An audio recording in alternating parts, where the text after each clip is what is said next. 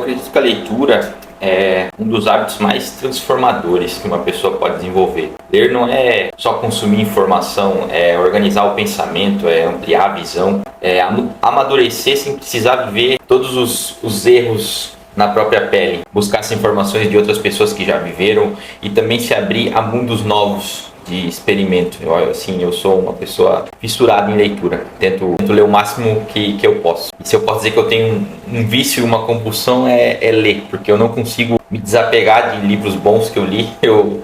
Minha biblioteca só aumenta, ela não reduz. E eu acho incrível, incrível. Eu acho que é uma coisa sensacional, se por exemplo, é uma coisa que eu penso. Eu acho que se a morte for uma prisão e a gente ficar preso dentro da nossa própria cabeça, revivendo tudo aquilo que a gente já viveu. Eu tenho até um rondó escrito aqui nos meus ombros aqui, que faz parte daquela filosofia de Ouroboros, né, da cobra que come o próprio rabo, né, que tudo é cíclico, né, a lei do retorno. Então, eu acho que, não que eu acredite nisso, não que seja essa minha fé, mas eu acho que é interessante essa visão, porque teoricamente a gente não sabe o que vem após a vida.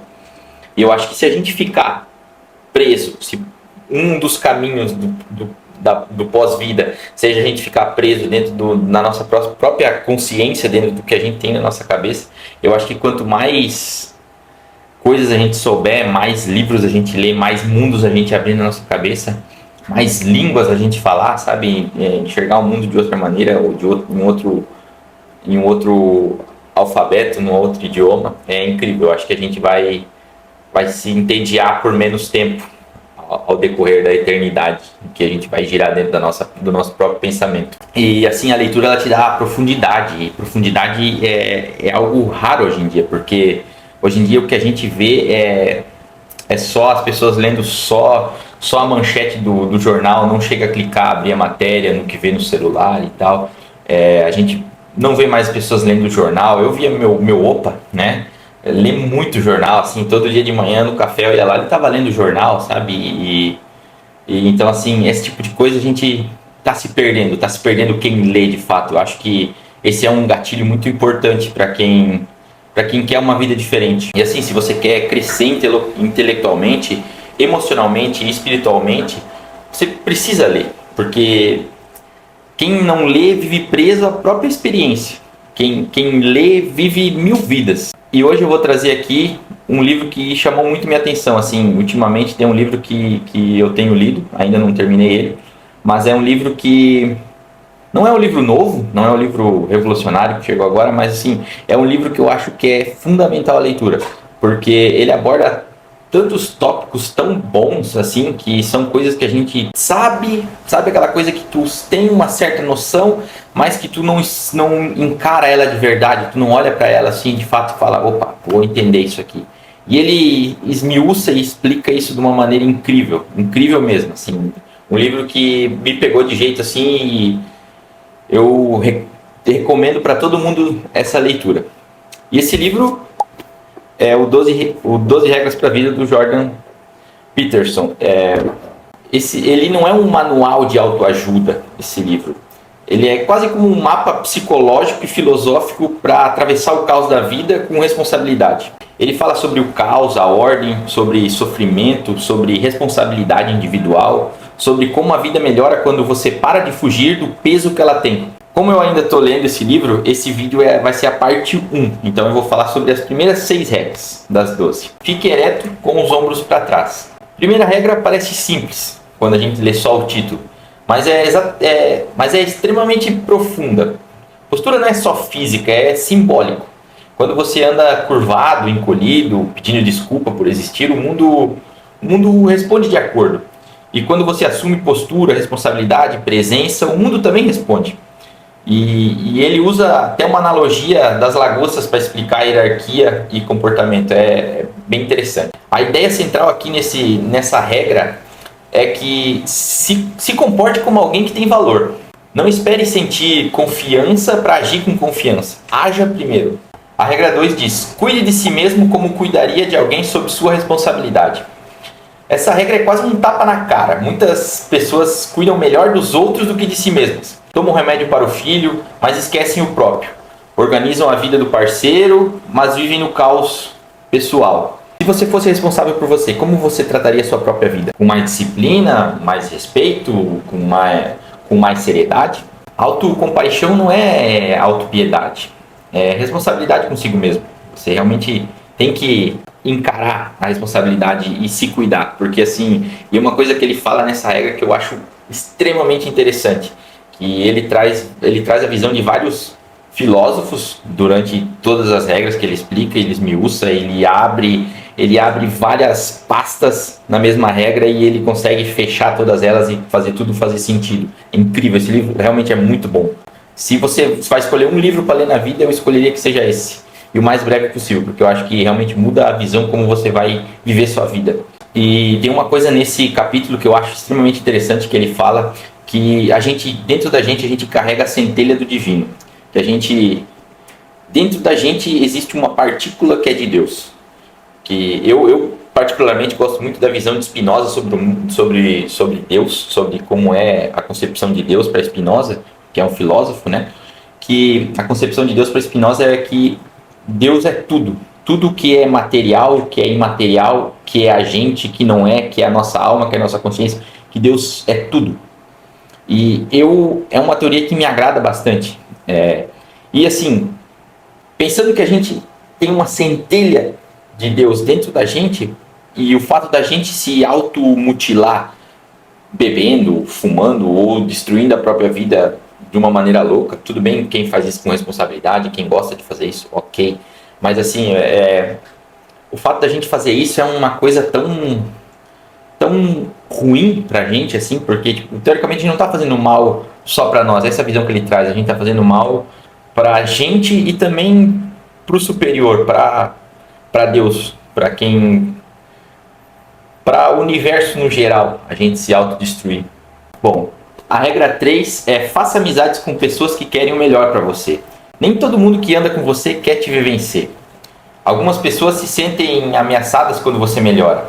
E Peterson fala sobre como as amizades podem nos puxar para cima ou nos arrastar para baixo. E se você quer ordem na sua vida, você precisa avaliar quem está ao seu redor, quem está ao seu lado. Tem até um trecho do livro aqui que eu vou citar aqui nessa parte. Todas isso aqui foram anotações que eu fiz, que eu coloquei esses post-its. Inclusive eu até mandei para um amigo meu esses tempos uma foto dessa parte aqui, dessa regra 3. Eu achei extremamente boa. Bom, eu sinceramente não sei se pode citar um trecho do livro no YouTube, falando um trecho especificamente do livro, mas eu vou tentar aqui nesse vídeo. Se você se cerca de pessoas que o ajudam a ter ambições maiores, elas não tolerarão seu cinismo e destrutividade. Pelo contrário, elas o encorajarão quando fizer algo bom por você mesmo e pelos outros, e o punirão diligentemente quando não o fizer. Isso o ajudará a reforçar sua resolução para fazer o que deve ser feito, do modo mais correto e cuidadoso. As pessoas que não almejam farão o oposto. Elas oferecerão um cigarro a um ex-fumante e uma cerveja a um ex-alcoólico. Sentirão inveja quando você alcançar o sucesso ou realizar algo virtuoso. Elas se afastarão ou deixarão de o apoiar, ou o punirão ativamente por causa disso. Elas farão pouco de sua conquista, alardeando uma proeza do passado, real ou imaginária delas mesmas. Talvez elas estejam tentando testar você para ver se sua resolução é real, para ver se você é genuíno. Mas acima de tudo, elas o estão arrastando para baixo, porque suas novas conquistas tornam os fracassos delas mais evidentes. Essa regra é muito, muito importante. Eu não sei se pode eu citar um trecho do livro assim, mas eu cito. É incrível esse livro. Se não puder, eu vou descobrir na hora de editar. Bom, a regra 4 diz o seguinte: compare-se com quem você foi ontem, não com outra pessoa hoje. Essa regra é libertadora. A comparação constante com os outros gera inveja, frustração, ressentimento. A única comparação saudável é interna. Se você está 1% melhor do que você foi ontem, você está corrigindo seus próprios erros. Pequenas melhorias diárias constroem grandes transformações. Inclusive eu tenho escrito aqui no meu pescoço Sic Parvus Magna em latim, quer dizer que grandes coisas têm pequenos começos. E realmente assim, a gente tem que buscar o que é melhor pra gente.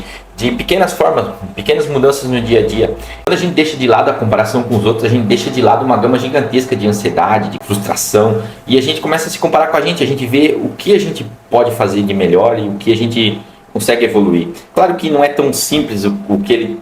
Eu estou só passando aqui de uma maneira bem introdutória e bem simples aqui o que cada regra quer dizer, mas o livro vale extremamente ler, porque assim, ele traz várias referências de vários filósofos, de várias pessoas, né? É um livro realmente muito bom. E essa regra número 4, ela conversa muito com disciplina e responsabilidade individual. Aí ela coloca a responsabilidade na gente, sobre as nossas falhas no mundo, sobre os nossos problemas, e é muito bom quando a gente entende o peso do mundo, que a gente tem que parar de culpar os outros ou parar de culpar que a gente não deu certo por isso ou por aquilo.